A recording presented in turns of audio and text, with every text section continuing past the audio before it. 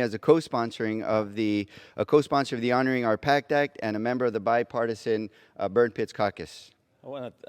Madam Speaker, I want to thank the gentleman from California for his leadership. I want to thank Chairman Takano, who's been responsible for really taking care of the veterans. He helped us rename our clinic back in Youngstown after Carl Nunziato, who's a tremendous Vietnam veteran. And I also want to thank the gentleman from Cincinnati, my home state, for being a part of all of this and being a leader in all of this. I want to thank him for that.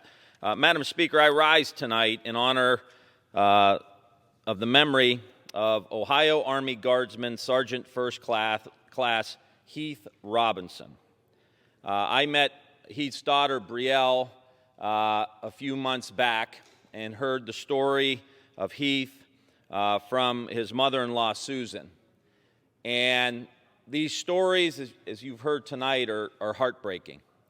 Because when you look at Brielle and his wife, Danielle, this is more than just, we've got to get something fixed to take care of a veteran who served their country. This is the modern version of Agent Orange. But this is bringing so much heartbreak to so many families, to so many communities.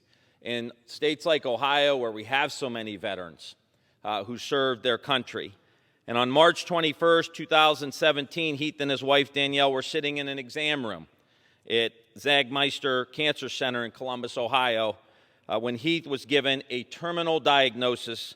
He had only 6 weeks to live. At only 35 years old, Heath was suffering from gushing nosebleeds and bleeding from his ears. Dozens of doctors were unable to provide answers, but they all did have one question: what in the hell have you been exposed to? And it turns out that Heath, a combat medic, had spent every day for 3 months within 15 yards of a massive burn pit at Camp Liberty complex in Iraq.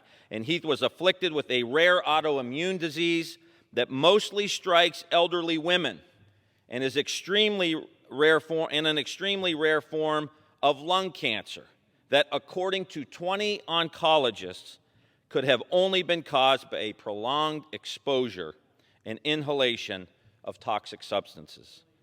Madam Speaker, how can we pretend that both the VA and that we as a nation do not owe veterans like Heath and their families both the care and the benefits that they have earned, often with their very lives? This is not who we are as a country. We've got to fix this in Congress, and the time is now. Not next year, not 5 years from now, but now, right now.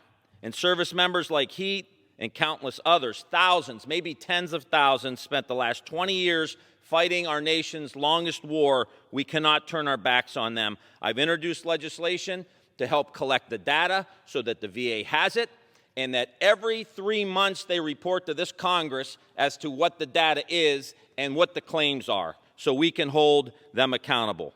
Most importantly, I want to thank Danielle, I want to thank Susan, and I want to let Brielle and Danielle and Susan know and their family that there are so many prayers coming to them from this Congress, but we're going to get it done, and we're going to get it done soon. And it's going to be a bipartisan effort with guys like the gentleman from Cincinnati and the gentleman from California, myself. Let's get this thing done. I yield back the balance of my time.